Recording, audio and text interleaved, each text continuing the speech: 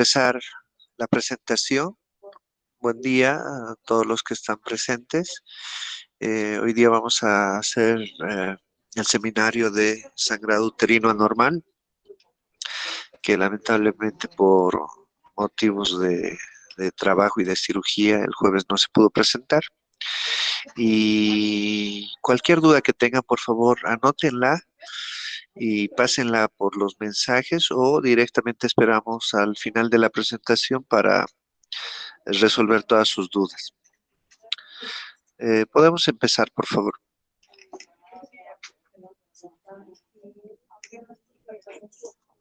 Está bien, doctor. Buenos días, doctor. Buenos días, chicos. Vamos a dar inicio al seminario del día de hoy, que es sangrado uterino normal. Y comencemos de una vez. Siguen, por favor. Bien. Hay que hacer una definición sencilla y diferenciar qué es sangrado uterino anormal y qué es hemorragia uterina normal. El sangrado uterino anormal es la variación del ciclo menstrual normal e incluye cambios en la regularidad, la frecuencia del ciclo, la duración del flujo o en la cantidad de sangrado menstrual. Esto, por ejemplo, la frecuencia de un ciclo es de alrededor de 24 a 38 días. La pérdida de sangre que sucede es de 5 a 80 mililitros y finalmente la duración es alrededor de 5 a 8 días. Todos esos datos pueden ser variables y no son específicos para cada mujer. Ahora, un sangrado uterino normal puede deberse a diferentes causas, como ser enfermedades, de diversa etiología, que estas tienen que ser confirmadas con métodos de laboratorio, de gabinete, etc. Bueno, hablando un poco de epidemiología, tenemos que mencionar que este sucede en 10 a 15% de mujeres que no van a estar embarazadas. De este porcentaje, de 12.1 a 37%, sucede en mujeres adolescentes. Debido a la diversidad de terminología que existe, antes del año 2009, los médicos llegaban a confundir varios términos, entre estos menorragia, metrorragia, hipermenorrea, la menometrorragia, la polimenorrea, etc. Por lo que, incluso con el término de menorragia, 75% de los médicos lo entendían más como un síntoma que como un diagnóstico. Es debido a esto que se optó por crear una definición más sencilla y más concreta por medio del sistema PALM-COAIN. Esto se refiere a PALM, palma de mano, las patologías que van a ser estructurales y COIN, las que van a ser no estructurales. Bueno, esta clasificación se la postuló, se presentó en el Congreso de FIGO en el año 2009, pero es finalmente aprobada en el Congreso de ACOG y es usada desde el año 2012. Más adelante vamos a desglosar con más detalle esta clasificación, pero ya hemos adelantado que son PALM de causas estructurales y COIN de causas no estructurales. La clasificación que usa el artículo que hemos revisado es de causas orgánicas y de causa disfuncional. Primero tenemos que descartar que no sea de una causa orgánica. Entre las causas que pueden ser orgánicas están, por ejemplo, enfermedades del tracto reproductivo y las enfermedades sistémicas. Ahora, cuando descartamos que no es de causa orgánica, nos estamos refiriendo a una causa disfuncional. Es decir, que puede ser anovulatorio, que es frecuente en la mayoría de los pacientes, y de origen ovulatorio. Siguiente, por favor. Bueno, en la epidemiología habíamos mencionado que de 10 a 15% suceden en mujeres no embarazadas, pero entrando un poco más en materia, podemos decir que 10 a 30% va a suceder en mujeres que están en la etapa de vida reproductiva. 50% sucede en la premenopausia y factores que influyen en su incidencia van a ser la edad del paciente y la etapa reproductiva en la que se encuentran. Es decir, las niñas prepúberes que no están en esta etapa reproductiva y mujeres postmenopáusicas tienen una menor frecuencia de incidencia con esta patología. Siguiente.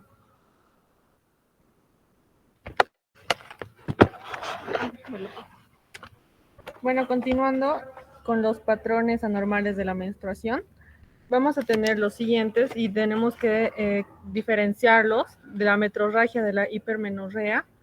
La hipermenorrea, que se va a referir al flujo aumentado prolongado, esto mayor a los 80 cc, y la hipomenorrea o criptomenorrea se le denomina hacia el flujo menstrual, que va a ser escaso, menor a los 40 cc, que se puede presentar como un manchado solamente.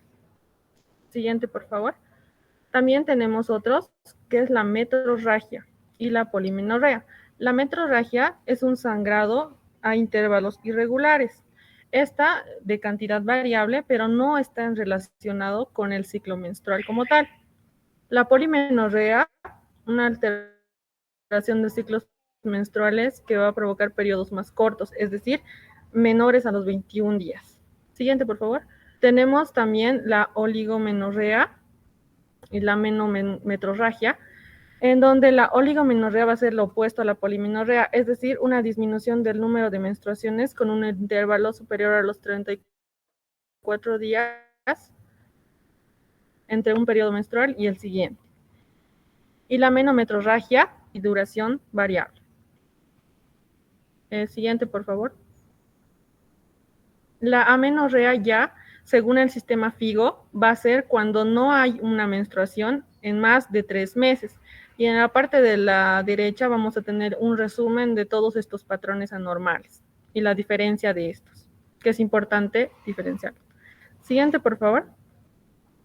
Ya hablando más de las causas, como mi compañero mencionó acerca del sistema FIGO, que es la Federación Internacional de Ginecología y Obstetricia, ha desarrollado un sistema que va a dividir las causas en estructurales y no estructurales. Siguiente, por favor. En las estructurales, vamos a tener acá un cuadro comparativo. En las estructurales tenemos el sistema PALM, que es el pólipo, adenomiosis, el leiomioma, la malignidad y la hiperplasia. Y en los no estructurales, la coagulopatía, disfunción ovulatoria endometrial y iatrogénica, y los que van a estar no clasificados. Siguiente, por favor. Bien, entonces entrando ya a lo siguiente. Entrando a los pólipos, los pólipos van a ser proliferaciones focales del endometrio constituidos por cantidad variable de glándula, estroma y vasos sanguíneos. Pueden ser de diferentes tamaños, únicos o múltiples, sesiles o pediculados.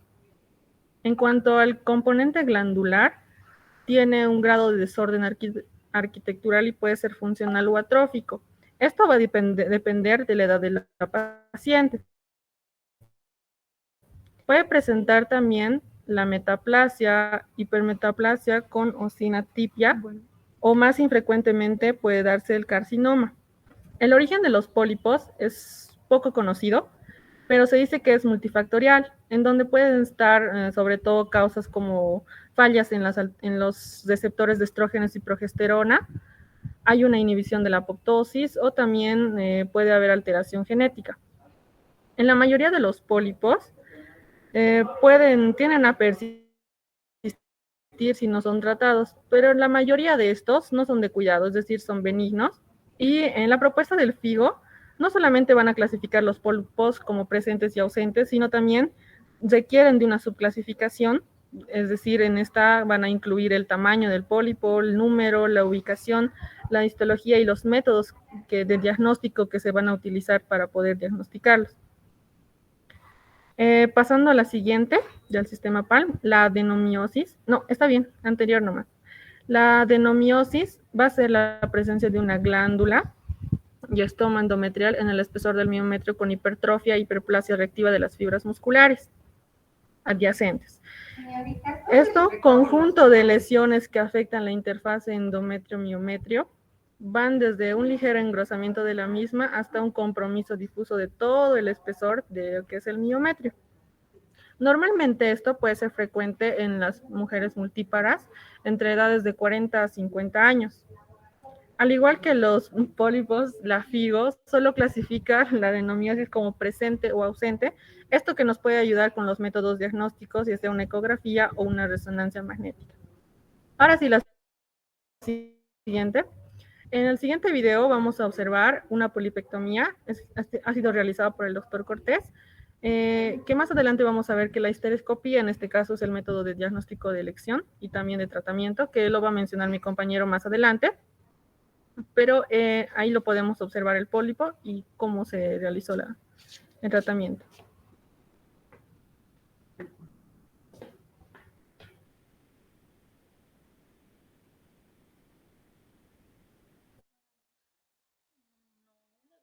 Bien, continuando con los leiomiomas, van a ser tumores mesenquimatosos más frecuentes. Y esto sobre todo va a resultar de una mutación somática, es decir, de una célula del músculo liso, y como sabemos, esta se va a expandir de manera normal. Entonces, en un 70% aproximadamente, se lo va a presentar en mujeres entre 40 y 50 años. Y tenemos una subclasificación en donde las definimos en 3 pasos. El sistema primario que nos va a indicar la presencia o ausencia de uno o más miomas, esto no va a considerar la localización, número y tamaño. Un sistema secundario que va a requerir que se identifiquen los miomas, es decir, la afectación en la cavidad endometrial, y un sistema terciario de Wamsteker que fue diseñado para los leiomiomas mucosos. Sin embargo, esto también puede clasificar los intramurales y los subserosos. La siguiente, por favor. En la siguiente vamos a observar una subclasificación que es importante, en donde vamos a poder ver los grados, es decir, el 0 es un pedicular intracavitario, el 1 es menor al 50% intramural, el grado 2 es mayor al 50% intramural, el 3, el grado 3 es contacta con el endometrio en un 100% intramural, grado 4 intramural, quinto subseroso mayor al 50% intramural, grado 6 subseroso menor al 50% intramural, subseroso pediculado del grado 7, y el 8 es otros, ¿no? Que hay que observar. Siguiente, por favor. Ya entrando, tenemos otro video, también está realizado por el doctor Cortés, donde podemos ver una miomectomía.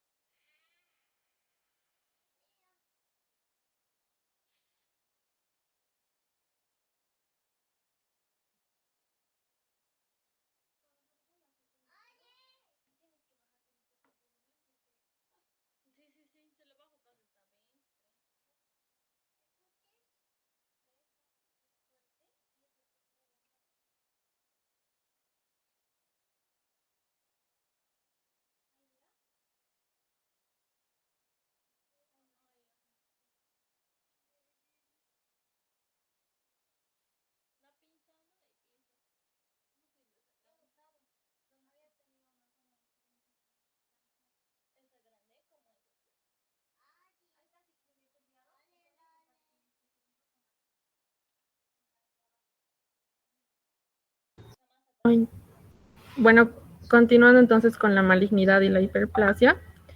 La hiperplasia del endometrio va a tener con o sin atipias, y los tumores malignos epiteliales o mesenquimatosos del cuerpo cuello van a ser casos infrecuentes de un sangrado uterino normal en el grupo de pacientes, sobre todo en edad reproductiva. Y la hiperplasia va a ser una proliferación anormal de las células del estroma y las glándulas del endometrio que van a ser evidentes en un examen histológico. En la hiperplasia atípica, siguiente, vamos a entrar ya al sistema Cohen, que son las causas no estructurales, dentro de las cuales vamos a tener la coagulopatía, una ovulación disfuncional o anovulación, las endometriales, las iatrogénicas y las no clasificadas. Siguiente. Dentro de las coagulopatías, Esto va a englobar unos trastornos sistémicos de la hemostasia. Generalmente, un aproximado de 13% de las mujeres que van a presentar un sangrado uterino normal, abundante, van a tener una alteración en la hemostasia, teniendo como la principal enfermedad, la enfermedad de von Willebrand, que en un 90% de las pacientes que van a padecer trastornos de la coagulación se puede identificar ya haciendo una buena historia clínica respondiendo a los siguientes enunciados. ¿Cuánto es un sangrado menstrual abundante de la menarquia?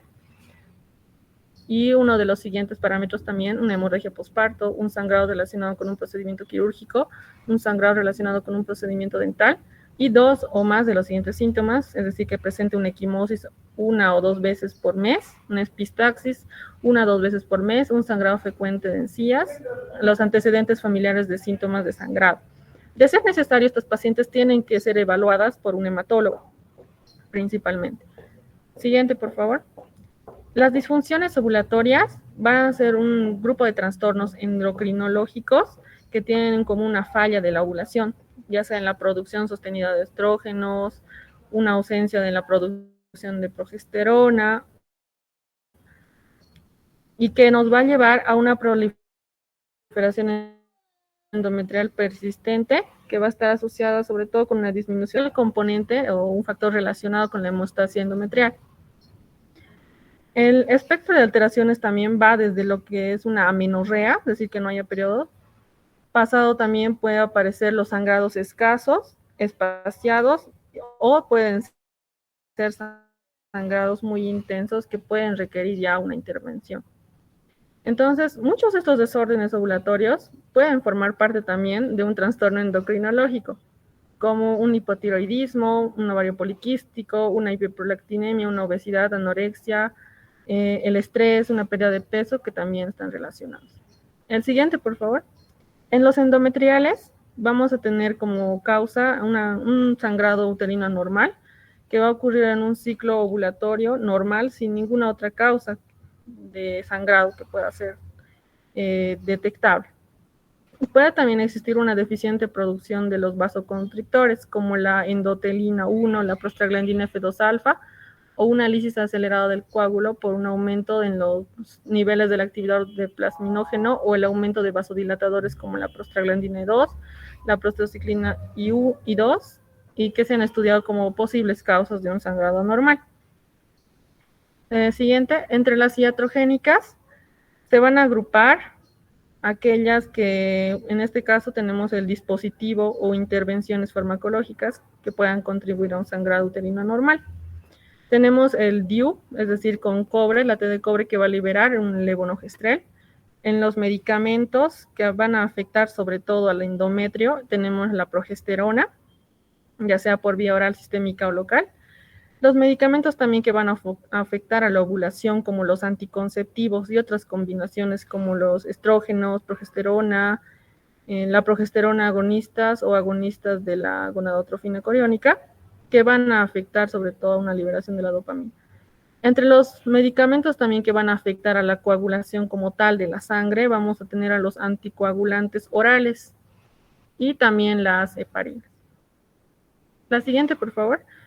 En las no clasificadas van a agruparse, o sea, todas aquellas condiciones que van a afectar o no, o raramente van a afectar, que cumplen un rol en la patogénesis del sangrado uterino normal y que no están del todo definidas, pero pueden estar dentro de estas las malformaciones arteriovenosas o la hipertrofia miometral.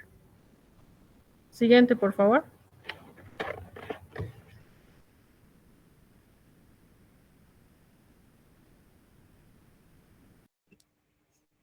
Muy bien. Continuando entonces con la presentación, de acuerdo a lo que es la sintomatología, creo que ya hemos hecho mención de todo esto al inicio de la presentación, como mi compañera ya lo mencionaba. Las pacientes generalmente van a presentar, bueno, casi siempre van a presentar lo que son estos sangrados. Y muy bien, mi compañera ya los ha ido mencionando cada uno cómo era la polimenorrea, que obviamente vamos a puede ver lo que es esta alteración, así que es una alteración del ciclo menstrual. de periodos más cortos, que son de menos de 21 días, lo que es la metrorragia, que son sangrados en intervalos irregulares de cantidades variables, que no va a estar relacionado con lo que es con el ciclo menstrual. Entonces ahí vamos sospechando de que algo no está bien. También las pérdidas de sangre de más de 900 ml de sangre y estos periodos que duran más de 7 días que van a ser lo que es la metrorragia y por último la menometrorragia, que son sangrados en intervalos irregulares con volúmenes y duraciones variables. Entonces, básicamente, la sintomatología va a estar relacionada con lo que son estos sangrados que van a ser irregulares, pueden ser en periodos muy cortos en lo que son el periodo. Y obviamente, como ya lo mencionaban mis compañeros, las causas son variables para esto. También hay que recordar que puede presentar una sintomatología como es lo mismo asociado a lo que son la menstruación, como son el dolor al tacto de las mamas, los cólicos y la distensión. Pero algo que nos llama mucho la atención dentro de la sintomatología es que las pacientes van a presentar generalmente una deficiencia de hierro. ¿Por qué? Por la pérdida de sangre que van a estar teniendo. Esto generando lo que va a ir generando poco a poco una anemia. Muy bien, entonces, dentro de lo que vamos a ver sobre los diagnósticos, si han estado un poco atentos a lo que es la presentación, nos vamos a dar cuenta que es obvio ya cómo vamos a ir diagnosticando, cuáles van a ser nuestras herramientas para ir a localizar la causa de lo que podría ser el sangrado anormal. Entonces, lo primero que nosotros vamos a hacer es pedir un hemograma completo para saber con certeza lo que es la cantidad de sangre que ha perdido. También nos va a ayudar para ver antes me olvidaba mencionar que hay que excluir otras causas de sangrado anormal. Tenemos que tener, como ya tenemos un amplio abanico de lo que son causas, como se ha ido presentando anteriormente, nosotros tenemos que estar pendientes pensando en una u otra causa e ir descartando poco a poco. También podemos estar pensando en un embarazo. Es importante hacer una prueba de embarazo, no nos lleva mucho tiempo, así que se lo solicita. También hay que ver los niveles hormonales. No solamente la FSH-LH, también podemos ver las hormonas, como son los estrógenos y la progesterona, ya que estos son los encargados de la regulación del ciclo menstrual, así que puede haber un desbalance o una disregulación de esto. También tenemos que observar lo que son las hormonas tiroideas y la prolactina para ver la correlación que puede tener esto. Pero generalmente nosotros al ver este sangrado normal podemos hacer lo que es una ecografía transvaginal, que es una de las más frecuentes. Podemos hacer lo que es una biopsia endometrial. Y por último, lo que ya anticipaban y mencionaban mis compañeras era la histeroscopía, que esta histeroscopía, como se puede ver en la imagen inferior derecha, que va a ser un procedimiento para examinar el útero.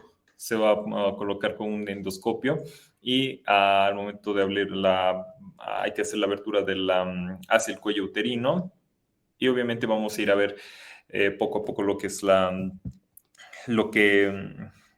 explorando el útero, porque ya puede ser que haya un engrosamiento de lo que es el útero, de la capa del útero, y obviamente puede estar produciendo algún sangrado.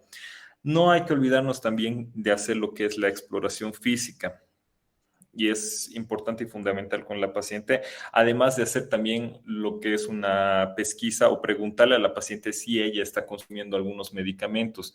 Como mi compañera ya mencionaba, los medicamentos como los anticoagulantes o las heparinas que pueden causar este tipo de hemorragias. Hay que tener certeza y hacer este tipo de preguntas a la paciente.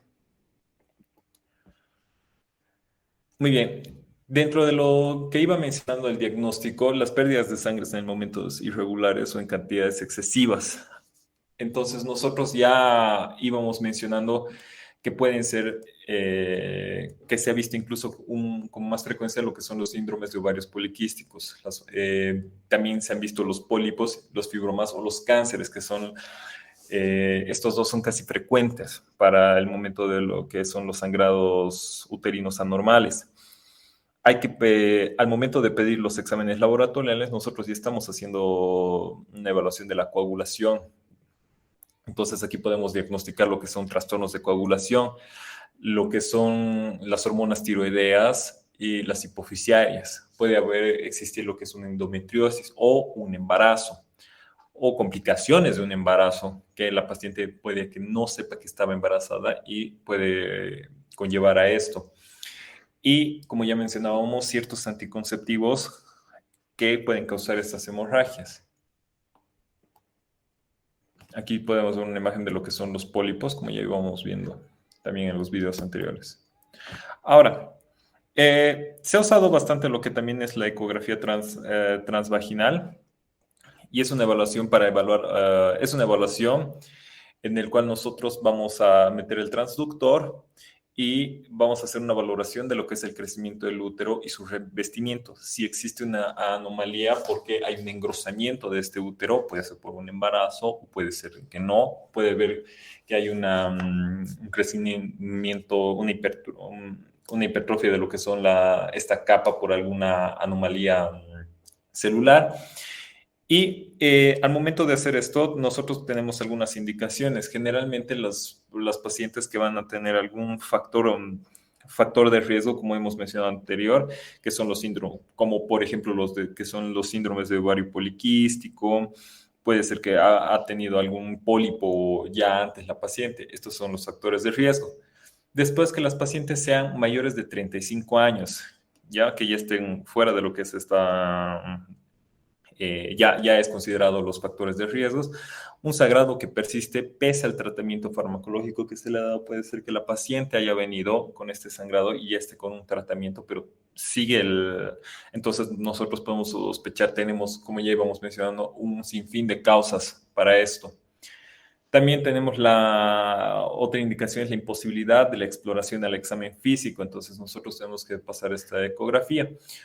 Y por último, los hallazgos en el examen físico que nos puede sugerir una anomalía uterina. Puede ser también por lo que son los factores de riesgos. Entonces nosotros ya vamos orientando un diagnóstico. Puede ser que la paciente tiene antecedentes de que ya ha presentado pólipos, entonces nosotros ya vamos sospechando, entonces no hacemos el examen físico y nos podemos incluso estar pasando a pensar de que ha vuelto a crecer otro pólipo y podemos hacer este uso de estudio. Y obviamente posterior a esto vamos a hacer lo que es más común y también se realiza es la histeroscopía, que ya lo hemos mencionado ahorita, que es muy común, o también podemos hacer la histerosonografía. Muy bien, ahora, después de hacer estos estudios, nosotros ya podemos incluso sospechar de algún cambio epitelial, y generalmente se tiene que tomar una biopsia endometrial para hacer el estudio de este tejido anormal, porque está sangrando mucho, puede que haber, como ya hemos mencionado, las causas. Entonces, las indicaciones son casi las mismas. Nosotros, a pacientes mayores de 35 años de edad, se tiene que hacer una biopsia endometrial, que se puede hacer junto con lo que es una histeroscopía.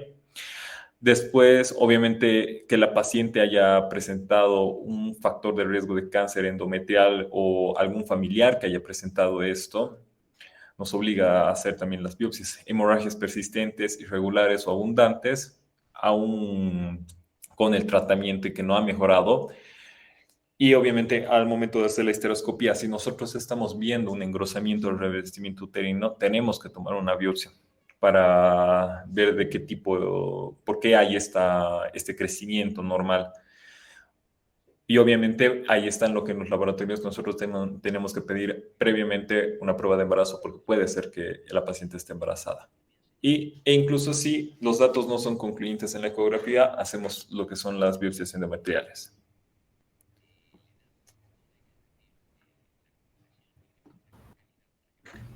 Bueno, continuando con lo que es el tratamiento, lo primordial al momento de tratar un sangrado uterino normal es determinar si es un evento agudo y severo que va a poner en riesgo la vida de la paciente. Y ante esta situación, lo primero es valorar el estado hemodinámico del paciente. Una vez la paciente esté estable, se le administra dosis elevadas de anticonceptivos con un descenso escalonado. Ya para el manejo médico, en pacientes que no presenten un cuadro agudo severo, se pueden tomar otras vías menos agresivas para poder regular los ciclos menstruales. El tratamiento médico debe considerarse como una primera línea terapéutica de SUA no estructural, y en los casos en la que la causa sea de origen estructural, el tratamiento irá dirigido a resolver la condición de fondo.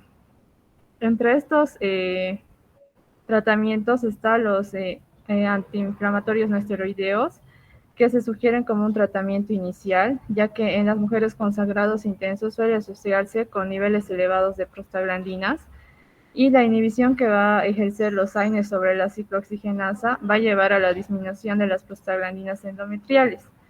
Su uso se asocia con un 20 a 50% de disminución del sangrado menstrual, además de reducir la dismenorrea asociada en un 70% de las pacientes.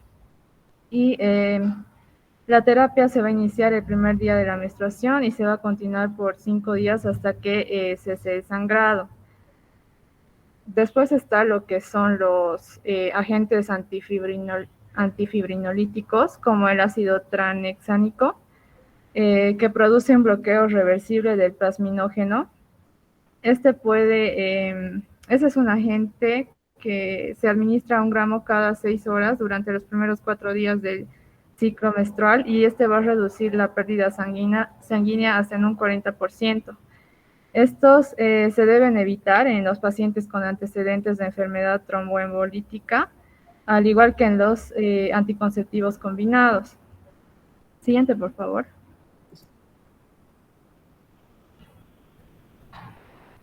Bueno, el siguiente paso en la escala terapéutica corresponde a la utilización de esteroides exógenos, como el danazol, que este va a inhibir la producción esteroidogénica ovárica y va a tener un efecto a nivel endometrial. Este va a reducir la pérdida sanguínea en un 80%, y en un 20% de las pacientes no reportan reportan efectos adversos leves y tolerables, y en un 50% no se reportan efectos adversos con el uso de 100 a 200 miligramos al día durante 3 meses. También como efectos adversos se presentan como el hirsutismo, el acné, los cambios de humor, cambios de voz ocasionales y ganancia de peso. Por todos estos efectos adversos nos van a limitar la utilización por un largo periodo de este agente. Siguiente, por favor.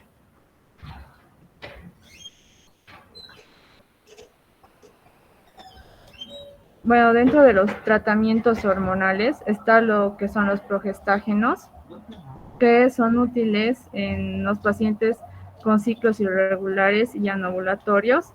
Estos van a inhibir el crecimiento endometrial, van a inhibir la angiogénesis y estimulan la conversión del estradiol en estrona. Estos pueden ser utilizados en SUA agudos en aquellos pacientes que tienen contraindicación para recibir lo que son los estrógenos. Y lo que son los anticonceptivos orales combinados, estos disminuyen la secreción de FSH y van a producir una disminución en la regulación de los receptores de estrógeno, que van a producir una atrofia glandular endometrial debido a la exposición prolongada a la progesterona. Estos anticonceptivos combinados se van a asociar con una reducción del 40% en las pérdidas de sangre al utilizar compuestos con 30 miligramos de estinil estradiol. Siguiente, por favor.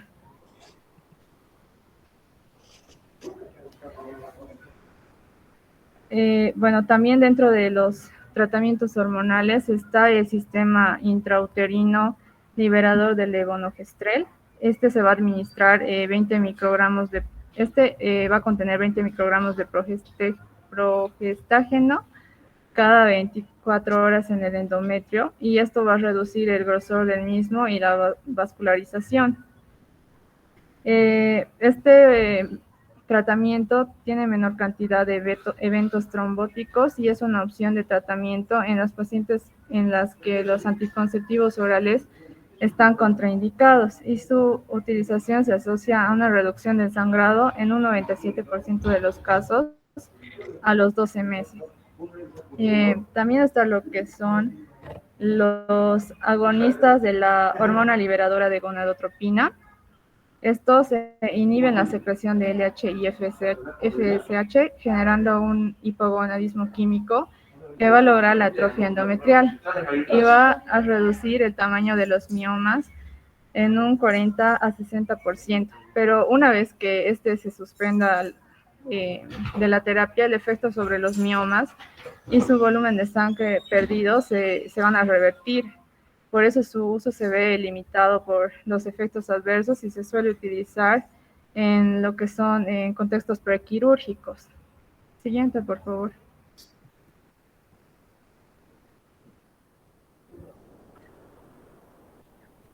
Dentro de lo que es el tratamiento quirúrgico, se debe considerar su manejo en casos de que haya una falla en el tratamiento médico, estén contraindicaciones farmacológicas, se presente anemia con alteraciones hemodinámicas, hay un impacto en la calidad de vida de la paciente, y también en casos para mejorar la calidad de vida y la salud sexual.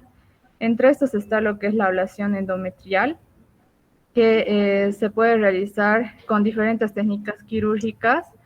Se puede llevar a cabo por medio histeroscópico con fotocoagulación o electrocoagulación, y aproximadamente en un 10% de las pacientes llegan a requerir una esterectomía, y un 10% va a requerir lo que es la ablación endometrial. Este procedimiento va a ser más efectivo en pacientes mayores de 40 años, y está indicado en pacientes con falla en el tratamiento médico, sin enfermedad orgánica, con útero sin anomalías anatómicas o que presente miomas de menos de 3 centímetros. Y lo que es la histerectomía, que va a corresponder a una solución permanente con un alto nivel de satisfacción en las pacientes adecuadamente seleccionadas. Este procedimiento es de última elección en pacientes sin interés de embarazo y en las cuales haya falla de tratamiento médico y de ablación endometrial. Esto debido al alto riesgo de morbilidad, como lesión ureteral, lesión vesical, hemorragias y atelectasis que se puede presentar durante el procedimiento. Siguiente, por favor. Y terminamos el tema. Gracias.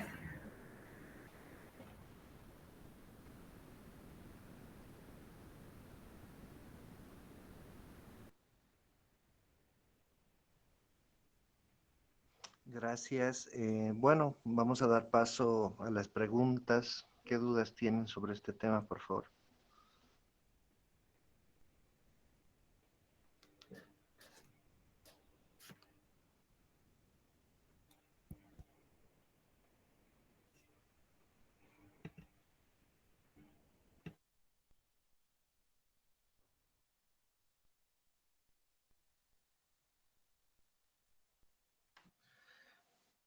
Bueno, recalcar un poco que este tema es muy importante porque en la vida reproductiva y no reproductiva de las mujeres, una serie de situaciones, como han visto, pueden causar sangrados anormales.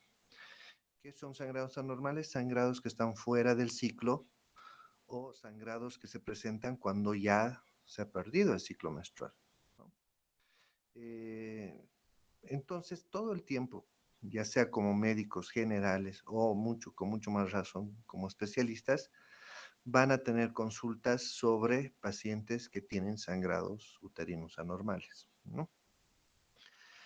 Como ustedes han visto, hay una serie de causas que para el mnemotécnico las han agrupado en causas estructurales y no estructurales, y realmente ese mnemotécnico es muy, muy bueno porque te da ya una idea de qué situaciones pueden estar causando esa hemorragia, ¿no?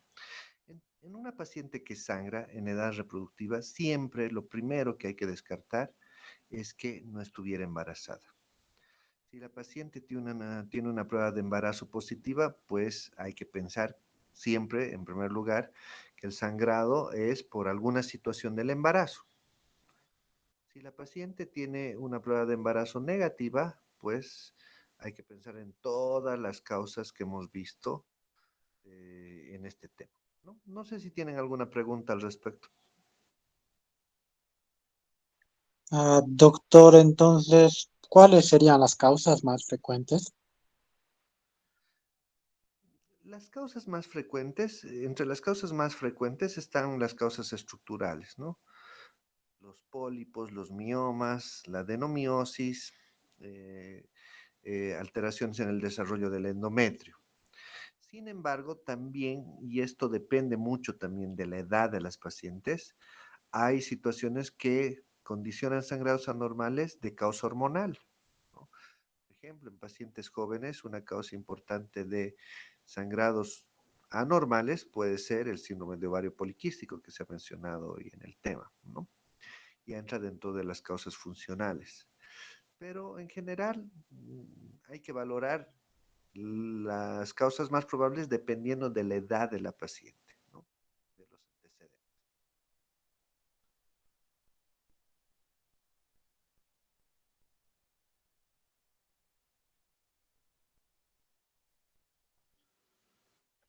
No sé si tienen alguna otra consulta.